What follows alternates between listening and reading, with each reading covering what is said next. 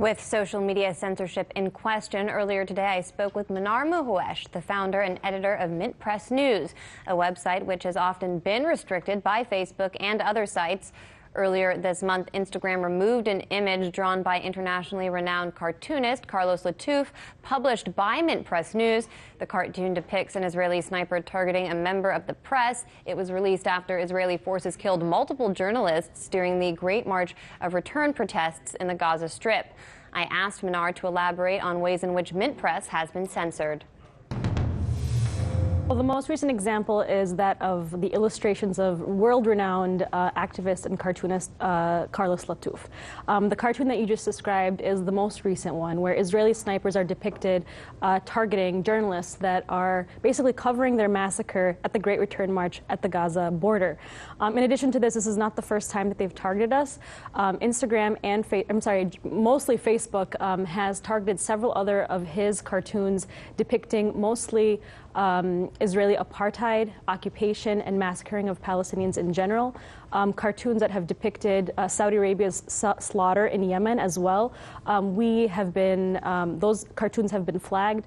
Posts specifically that have been bringing attention to U.S. wars abroad have also been suppressed and flagged as well. So this is not the first time, but we feel like the pressure is kind of increasing now with the latest purge. In fact, the day we were targeted and flagged for that cartoon from Carlos Latouf was the day of the purge. So while 800 pages and activist pages were flagged and actually removed completely, other posts were being flagged that day as well. Right, and Facebook owns Instagram, so the relationship between those two outlets is very clear. There's direct coordination.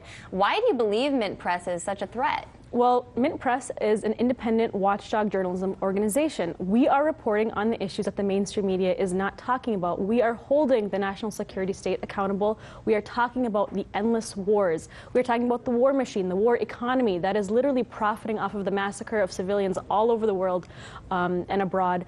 And these are the kinds of stories that the mainstream media likes to brush off or paint as necessary in spreading freedom across the world. Most recently, we have been doing a series on Saudi Arabia's slaughter in Yemen. And that's one of the stories that you'll never hear about on the mainstream media. I mean, the United States is funding literally the wiping out of an entire generation and people off the face of this earth. I mean, the UN is expecting over 23 million people to die in Yemen from hunger, from a Saudi-led siege and blockade, and you will never hear that kind of coverage on the mainstream media. So we are trying to humanize the victims of the wars abroad and the kinds of conflicts that our establishment is profiting off of. And so those are the kinds of stories that they're trying to censor.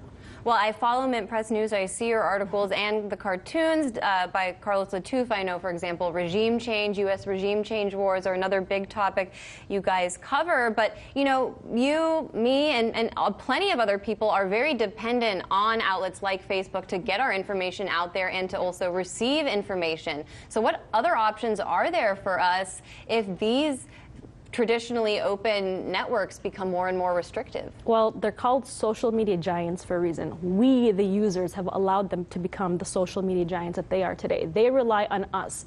So we have to do two things. First, we have to stop relying on them and turn to other outlets and platforms. With every crisis arises an opportunity. Right now, there's the rise of social media platforms called Minds, WeMe, and others. I know Ben Swan's Truth in Media is launching another platform. And so the question is are we, the users, willing to boycott these platforms and move on to those new platforms? We're already moving on to those platforms, but we're finding that users are not necessarily moving with us as well. So we have to find the strength and the power within us to be able to boycott. The majority of people are relying on Facebook and Twitter as their newsfeed. I mean, that's what Twitter and Facebook wanted to happen, and it did happen, but we allowed it to happen. The second thing we need to do is we need to take a step back and move into old-fashioned organizing and protesting.